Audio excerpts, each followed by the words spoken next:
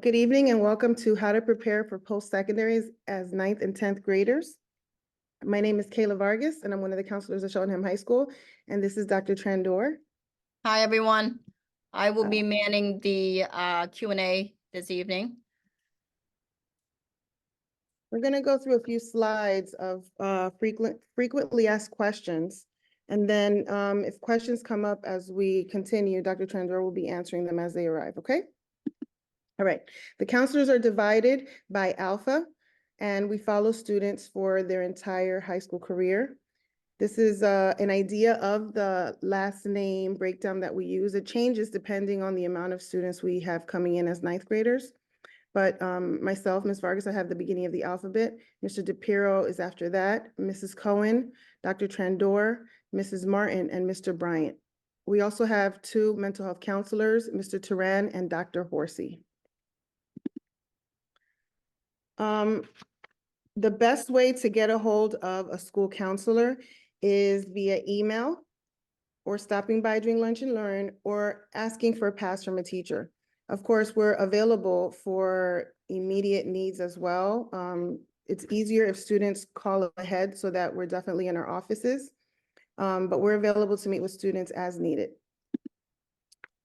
The role of the high school counselor has a couple of responsibilities. The first one that we have identified is removing barriers to learning. We're here to help your child find tutoring options through National Honor Society. We also help with executive functioning needs like organization. We also help with finding resources that might be beneficial to your child. The counselor also helps to select classes during course selection. The classes that we guide your child through are pertaining to the post-secondary goals that your child has identified.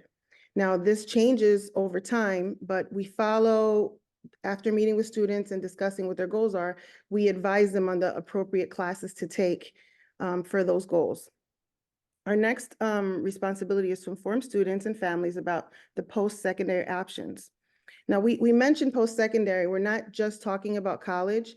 A lot of the things we're going to discuss this evening are prepping them for college. And the reason for that is that students will, by their 12th grade year, have everything they need for either college, military, employment, trade school. And so because a lot of these things take 4 years to acquire, we push towards college so that students have many options by the time they graduate. We're also here to provide short-term solution-focused counseling. So if your student is experiencing some more severe mental health needs, we will help to identify the best person to help them so that they can, once again, remove their barriers to their learning. Tonight, we'll be talking about the grade point average. Once a student starts high school, they begin to accumulate a grade point average. After the completion of semester 1 of 9th grade year, they have a GPA, as we call it, and it follows them into the 11th grade.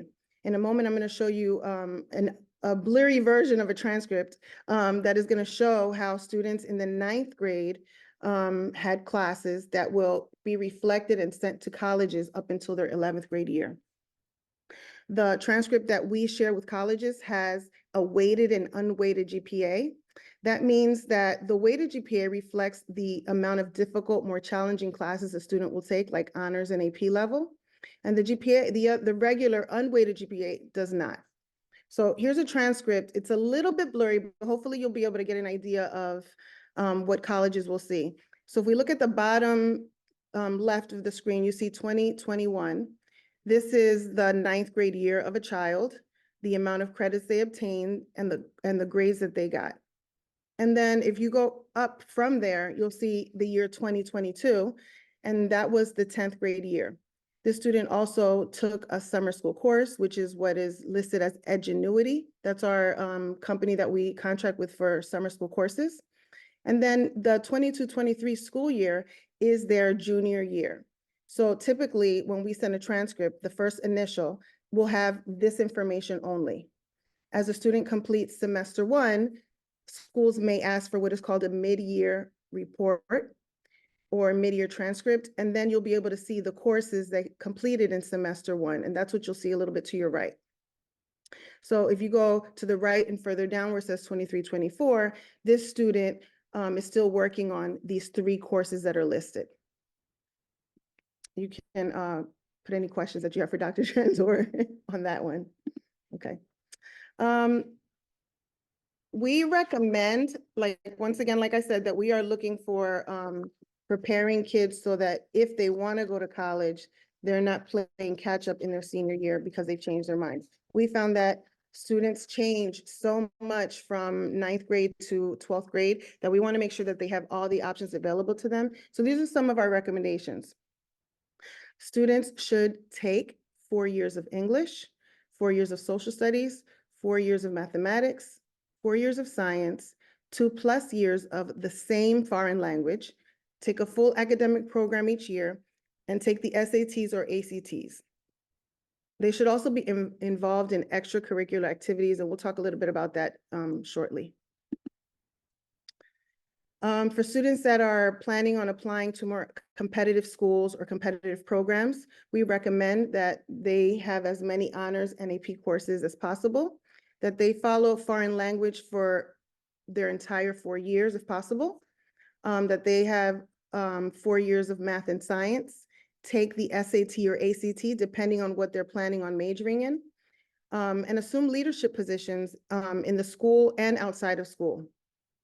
We're looking for not just the student that is heavily involved, but that has meaningful involvement that may be similar to their career goals. So if you have a student interested in the medical field, it would be good to do an internship in a medical facility or something around the area of their interest for post-secondary.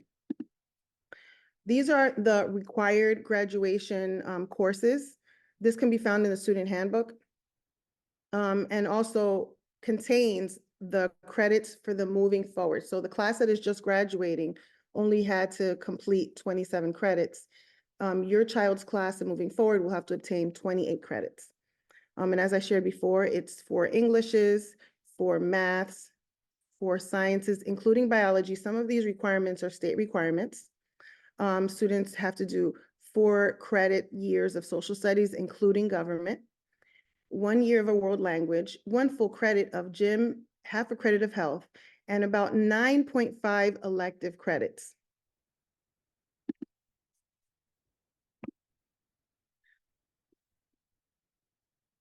One second. Students here at Cheltenham High School have the option, oh, I'm sorry, let me go backwards. I lost my slide.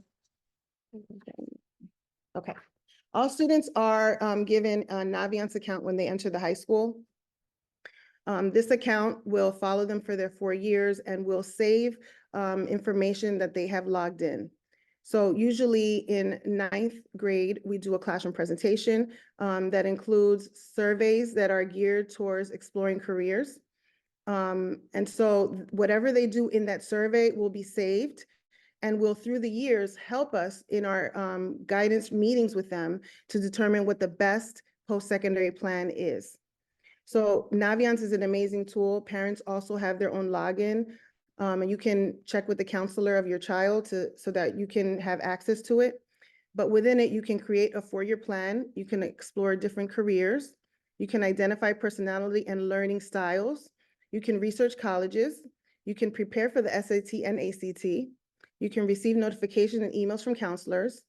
You can learn about acceptance rates with scattergrams. And this part is super important because this information is real data. Cheltenham students who have applied to a particular school, this is what they needed to get in. So I always tell my students, although it's okay to go on, let's say, for example, Temple's website and look at the information that they offer about how to get admitted, Naviance is going to give you the most accurate information because it tells you not what Cheltenham students needed to get in to Temple, for example. We can also research scholarship, and you can also work on a resume that counselors will review and look at when they're writing recommendation letters. We also recommend that if students are planning on playing a sport on a collegiate level, that they be aware of the NCAA's eligibility criteria.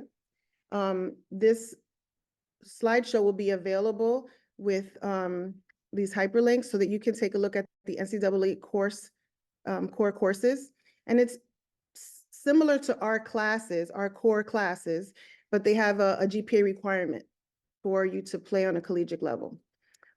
You also need to register with what is called the Eligibility Center. So as your child gets closer to their senior year, and they might be having meetings with recruiters, the Eligibility Center and this whole process will be discussed with you. NCAA only uses core courses to determine your GPA. And as I was stating, if it's a Division I school, it's a 2.3 GPA, and a Division II school is going to require a 2.2 GPA. The SAT scores for the Division I are 980 minimum, and Division II, it's 820 minimum. Now, as we discussed, a transcript is important, but we also want to make sure that the student has a rich extracurricular history, or history, I guess you would say. And so we offer an array of different clubs and activities in our school, and they are divided into these different categories listed below: academics and scholastic, cultural awareness and service, physical endeavors, student initiated, student government and leadership, art and music, and student publications. This can all be found in the main Cheltenham website for our school under Student Life. There'll be a link there, and then you can see all of the different clubs under these categories that we offer, and you can also see who the sponsor is for that club. So if you as a parent would like to reach out to the sponsor to find out when the meetings are, or if your child stayed after school and you want to be able to locate them, the sponsor of that club will be listed under one of these categories, depending on what kind of club it is. We do also, as counselors, guide students, like I said earlier, in which extracurricular activity is best for the goals that they set for themselves. So do you have any questions so far? We're open to any questions you might have.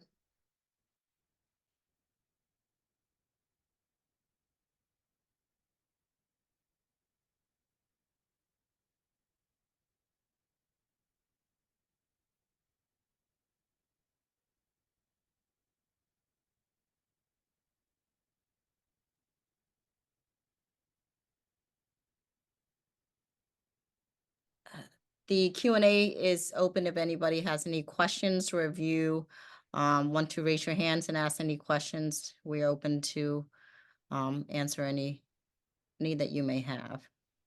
So the presentation is an overview of just the various aspects that one may encounter, starting out in the high school.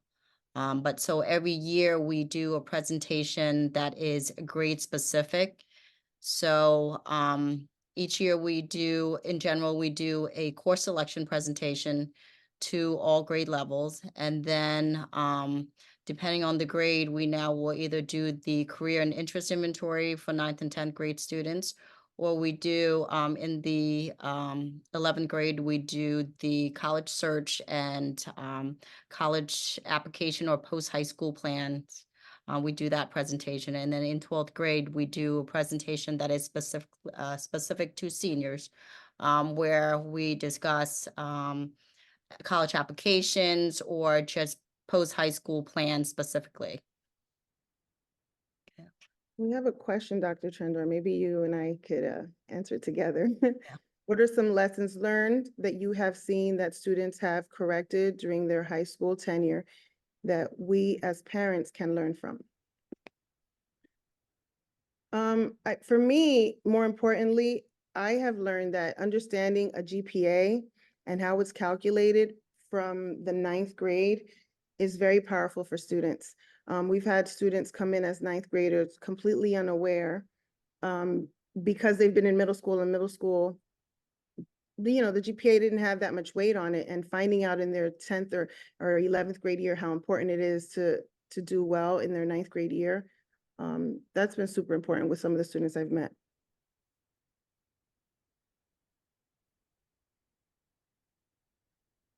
Okay, have students already been introduced to this program and have they set up an account? So yeah, every student has a Naviance account.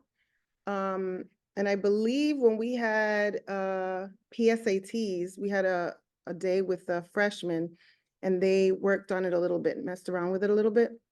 But we do classroom presentations with students through high school where we have everybody open up their Chromebooks and do a survey with it. We show them how to how to use it comfortably. But by the time they get to their senior year, we use it more extensively and they're very comfortable with it. So Ms. Vargas, I'm answering some questions as well, privately, just about extracurricular activities. So feel free to go down the list and answer Okay. other questions. Will we get the PPT? Yes, we're gonna put it on our website, probably tomorrow. And is this for parents only, or should I ask my son to see it? You can certainly ask your son to see it, and then maybe schedule an appointment with their counselor so they can answer any additional questions that might come up. It's a great idea. Does Naviance provide information on class ranking? And can you discuss how ranking may or may not factor into admission requirements? So in the last couple of years, we as a school decided to remove ranking from our transcript. And Dr. Tran can share her perspective. We have found that it's not always a very great representation of the student. And colleges really are not using it to determine admission.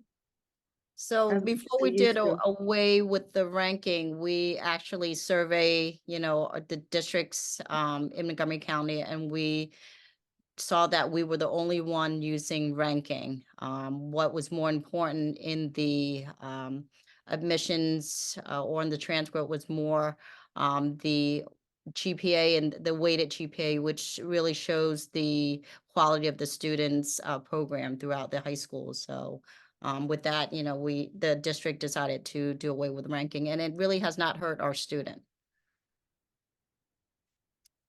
Okay, can you explain how a student can participate in Eastern, PBL, and electives to show a strong transfer for colleges? So yeah, I mean, depending on what students want to do post-secondary, for example, if a student wants to go into plumbing or construction, being at Eastern is going to give them a head start from a student who would graduate and go into a trade school. A student who is participating in PBL is going to have much more research experience than a typical high school student. So the various different programs that we offer do allow colleges to see a diverse type of student.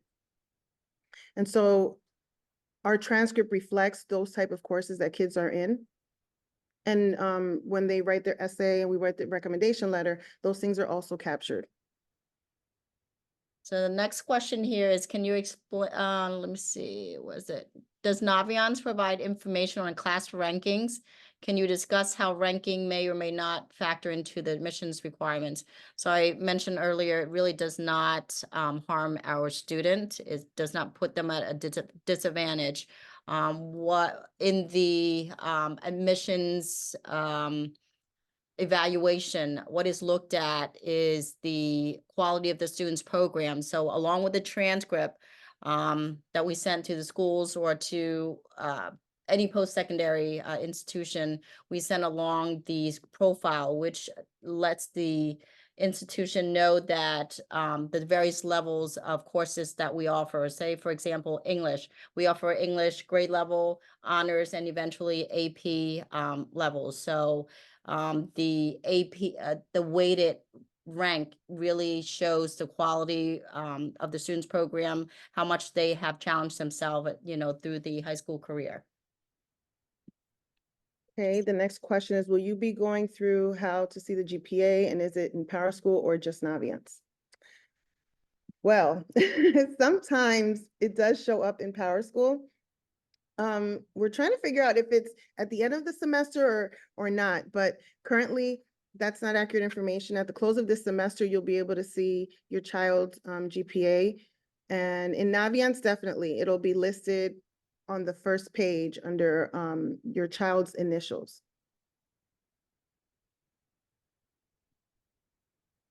And anytime that you are interested, in finding out your child's GPA, you can send us an email and we can give you that information. I don't think in the 9th and 10th grade, it's available on Naviance. I'm not sure if that's, definitely not 9th. But we are available to give you that information. It is not readily available on Power School. I have seen some competitive summer programs inquire about student ranking. So yeah, usually you can skip that part and put the GPA in, the weighted one, and that should be sufficient information. Or if it allows you to type in school does not provide that information, that should be sufficient. So usually for summer program, students usually either come to us or send us, a request to send along the transcript. So, and on the transcript, it will have the students, the classes they're taking, as well as current current GPA if available. So where can we find the breakdown of how grades are rated to calculate GPA? You found one. So I would say the one from 2016, I don't think that is correct. If you are interested in the calculation of it, administration does the calculation, or they have the breakdown of how you can calculate. So I am not equipped to answer that question. However, if you email your student's counselor, we can get that information from administration and forward that to you. And another question is, do most colleges look at weighted or unweighted? So they look at weighted. Weighted, again, gives the strength of the student's program. And especially now with the test scores or SAT or ACT tests being optional, a lot is placed on the coursework and the challenge of the courses that students take over the high school career.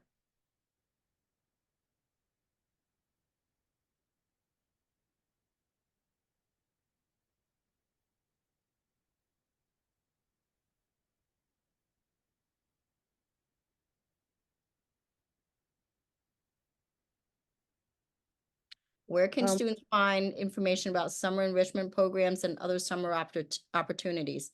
So as we receive them, we send them out to our students through the mass email through Naviance, or if it is program specific that requires certain GPA, then we will go through the list, our list of students who may qualify based on the requirements, and we send that information to our students directly. The next question is, my student is in the dual enrollment program. I'm thinking of having her take a summer course at one of the colleges. Should I approve which course she takes with her counselor, or will any course count as an elective? You should definitely have a conversation with the counselor about the course you're considering. Some courses will meet graduation requirement, even if they might, sound like just an elective course, like a writing course. And so it's important to make this decision with the counselor together so that you're getting the support that you need and the questions answered. I also would like to add, so with the dual enrollment program, if your student is a rising junior with a GPA of 3.0 or higher, they are, able to take part in the dual enrollment program.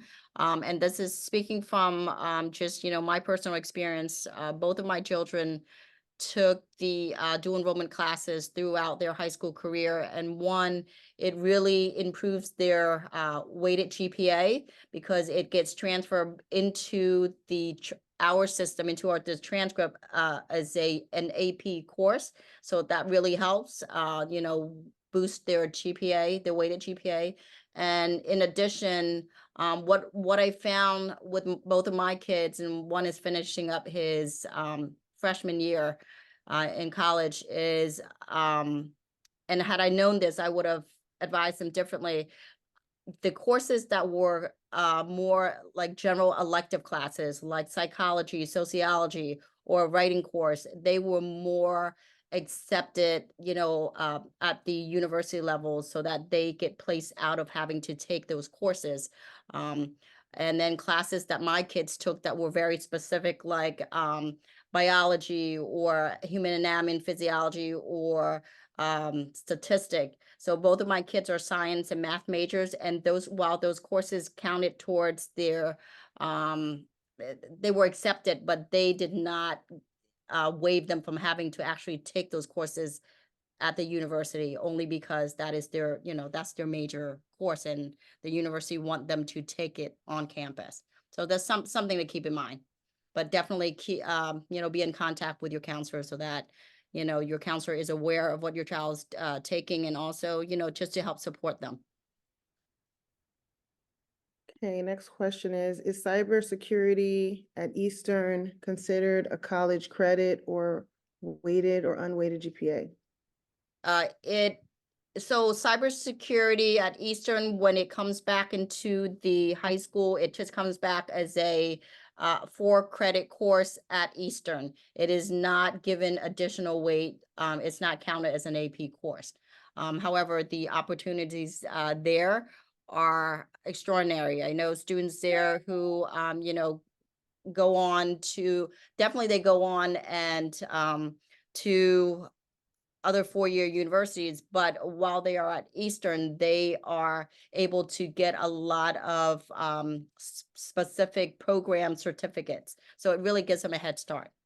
And then while they're in the program, they are also taking courses that is taught by Monco professors. And so while they're not counted as dual enrollment courses, meaning that that specific credit is transferred back into Cheltenham as an AP course, but it is they're giving credit at Monco. So say if your student goes on to another 4-year school, then they can just get a transcript from Monco that shows what they have completed, and it's up to the school, the receiving school, if they want to waive that credit or accept it, for your child.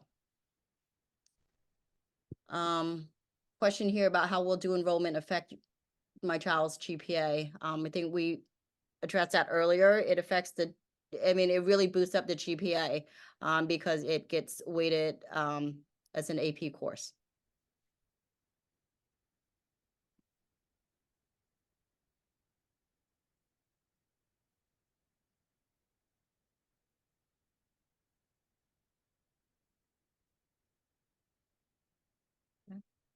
All right. I don't have any other questions, any open questions right now, but we're here if you have additional questions for us. But I hope that you guys find this session meaningful, given, this is for 9th and 10th grade students, and it was at a suggestion of one of our parents that this would be a good session for us to provide.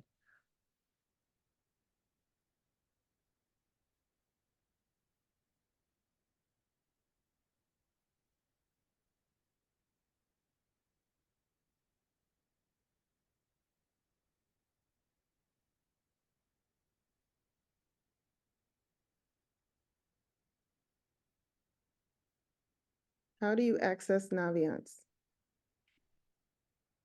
Well, as a parent, you can shoot an email to the counselor and they'll send you a prompt that will allow you to create an account and log in.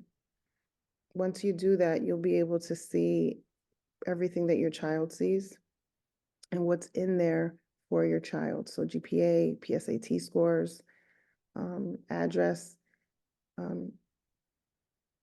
So that's the best way to access the Naviance account.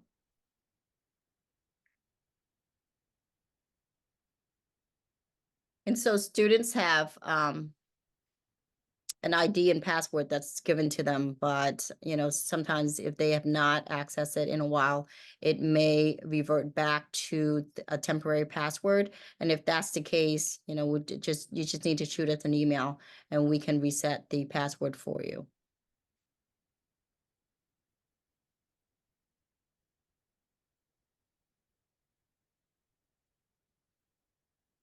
Mm.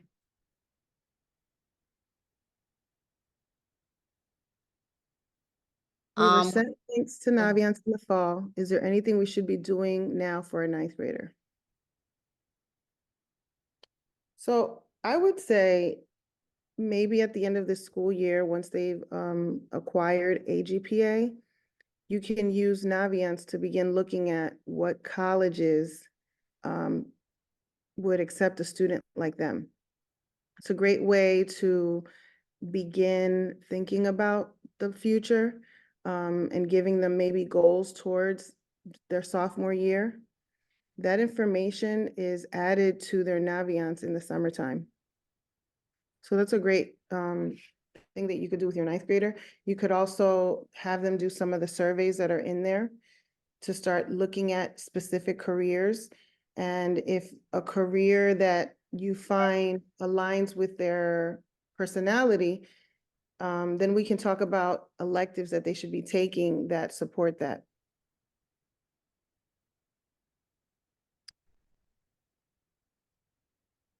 What else do you think we should be doing in ninth grade, Dr. Tran, or anything? Did I miss anything? Um, well, I know, I wanted to say something about the language requirements. So although we require 1 year of a language, a foreign language, to graduate, to fulfill graduation requirement, I highly recommend that students take 2 years of the same language, but with a grade of a C or better. And this really, it just opens up, opportunities for them as they get into their senior year. It's not a requirement, but it is recommended if they're looking at a 4-year university. Are there universities, 4-year universities that does not require a 2-year or more of a language? Yes. However, it's, we want to make sure that all options open to them and that they're not limited to a particular category of schools because they fail to take, a certain requirement.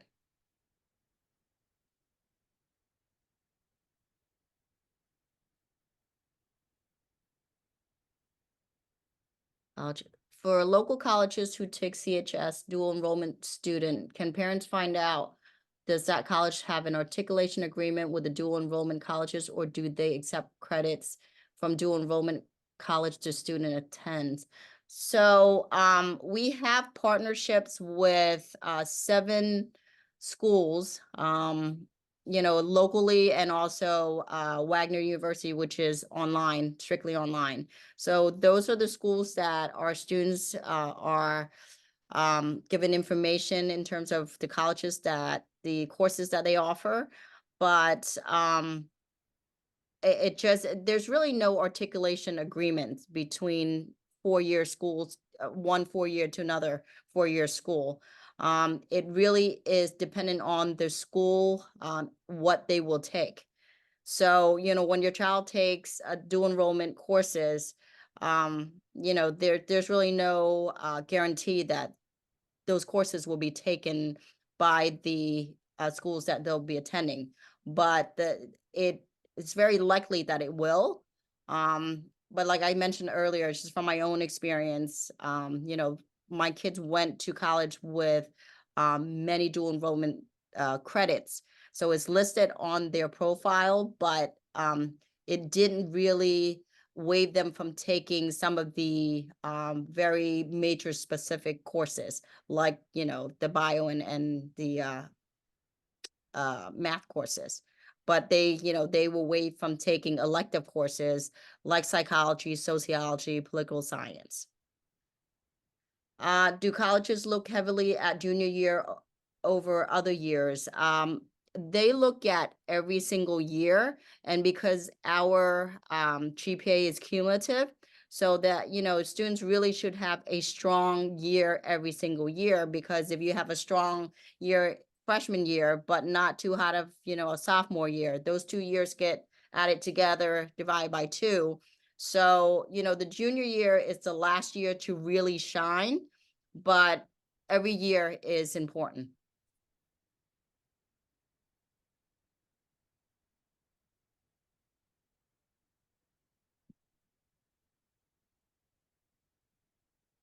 students that are going into the arts, is Naviance going to be very helpful? My child that is about to graduate college did not really need to worry about GPA for admission. Was more about the interview and the portfolio. I mean, again, Naviance is going to give you students that have been admitted to even an art school, what their information looked like that they got admitted with. With most of these art programs, there's interviews or interview videos that they're submitting or portfolios. So that type of stuff we can't really capture in Naviance, but we can certainly tell you if a student applied to that particular program, what GPA they had, and whether they were admitted. So hopefully that is helpful.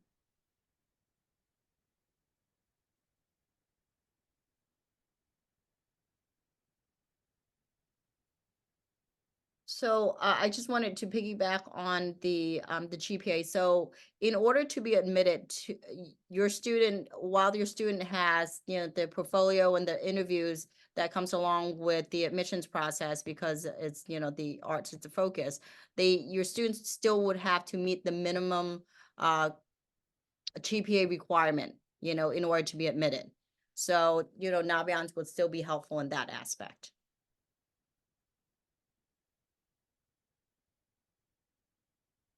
Is it better to take honors and AP courses and get Bs or non-honors class and get an A? So it is better to challenge, you know, every year, colleges are looking for students to challenge themselves. They're not expecting straight A's. They're expecting students to take a course that, or courses or a program that is challenging, not enough so that they are not able to handle it, but challenging enough so that they have to work, you know, for the grade. And straight A's in regular grade level courses over the course of 4 years is not very impressive. But, you know, throw in, say, the freshman year, there's one honors or 2 honors classes, maybe the sophomore year, add another honors. And then when AP courses are available, you know, in the junior year and senior year, you know, there's a sprinkle of AP courses in there as well. They are not expecting, you know, straight A's, but more of like a challenge each year. If my child wants to attend an Ivy League school, is PBL, AP courses, or dual enrollment more beneficial? Well, that's a good question. I don't know what Dr. Tran So, say. so in an Ivy League school, you know, those are very, very selective schools. So you will be competing with students who are taking the highest level of, you know, the program that their school offers. So APs, dual enrollment, honors. I mean, those are all courses that will make your child competitive. PBL does offer some honors courses. However, there is not AP in PBL. But keep in mind that in PBL, your students take English, they take a science, and they take a history. So those 3 courses are offered at the grade level and honors level, not AP. However, there's still room in the day for them to take AP courses outside of PBL. But PBL itself only offers the honors level. What is your opinion on students that does well in AP courses, but does not test well on standardized tests, so may not get a high score at the end? So I can talk from my experience with my own children. So I have 2 kids, and my daughter, you know, she looks great GPA wise, very challenging coursework, but she did not test well. So, you know, that is where the essay, the personal essay will come in. You know, because as much as the test score, and I'm not sure what, you know, colleges will be doing with test scores moving forward, but up until 2026, a lot of the schools are still going test optional, meaning that, you know, if students can and are encouraged to take the SAT and or the ACT. However, they do not have to submit it as part of the admissions process. So and if they don't submit their test scores, then now the university is only looking at only looking to evaluate them based on their coursework at the high school. So like I said earlier, that is where the personal essays will come in. And it is more important to, and to me, it's more valid to look at, the student's program over 4 years or 3 years of just challenging courses to evaluate, their readiness for college and, the quality of their program rather than focusing on 1 or 2 tests sittings. So, if you talk to a college admissions counselor, it's more the focus is more on the quality of the student's transcript.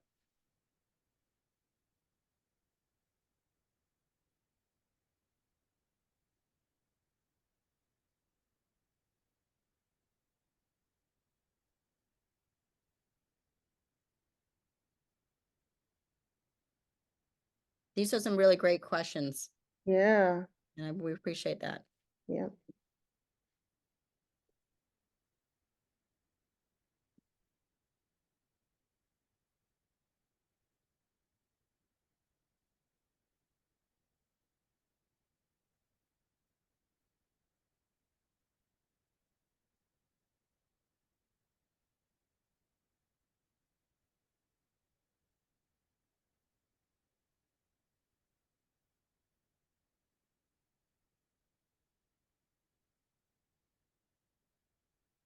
So we're gonna leave the session open for another 5 minutes.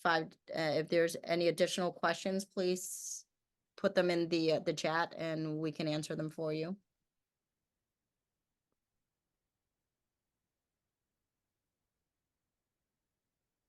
You're welcome.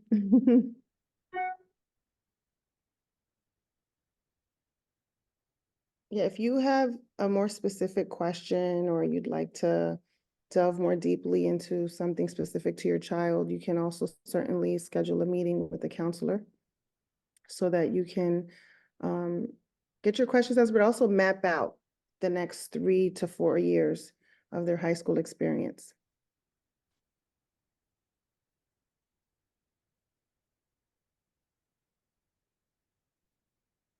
You're welcome. And we are open for suggestions also. If there are things that as parents you feel, as freshman and sophomore parents, you feel would be beneficial, if we share the information with you, please put it in the chat as well. We can always, improve and add more to the presentation.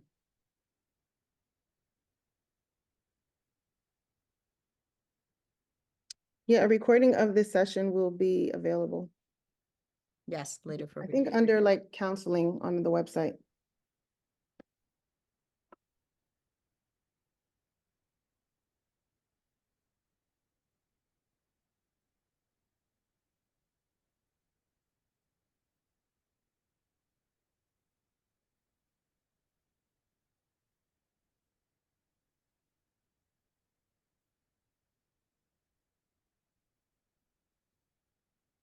You're welcome.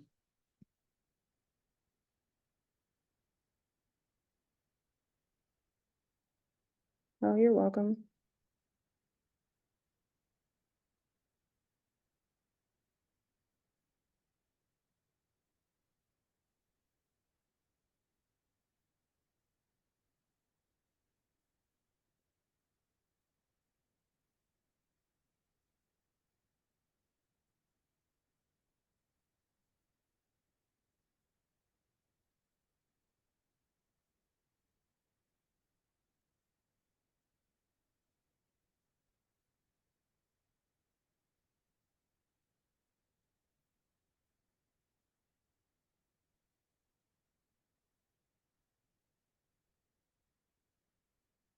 Good night.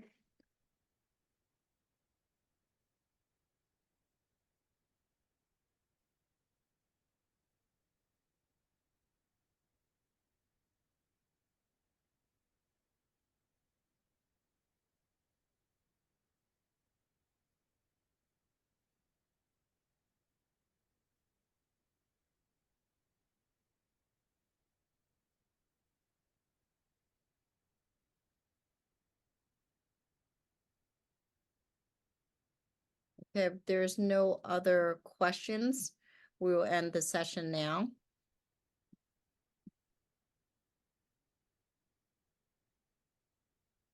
And as we shared, you can always schedule a meeting with the counselor to answer more specific questions or anything that we didn't answer tonight. Have a good When evening. should the student take the SAT or ACT test? So students are given the opportunity in their sophomore year, in October of their sophomore year, to take the practice SAT. And normally students will take the SAT in the spring of their junior year. They'll take the very first SAT or ACT, and then see what score they get back, and they can use that as a base for prepping, so that they can take it again in either the end of the year or in the summer. In general, students take about 2 or 3 test administrations, because universities do what's called super scoring. So they will combine whichever is the highest combination of scores, and that will be used as the super score for your child. You're welcome.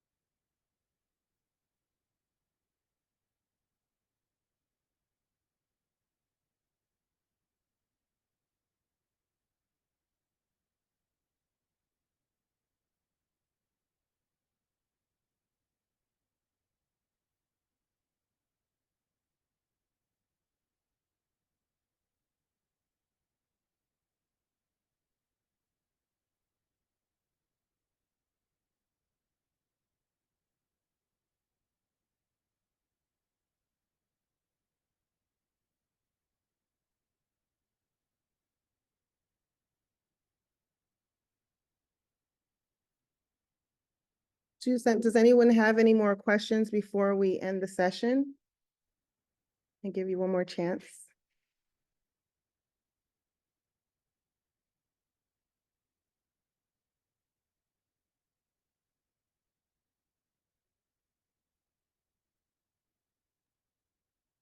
Okay, thank you, everyone. And remember, reach out to your counselor if you have additional questions, specific questions about your child. Thanks so much. All right, good night, everyone.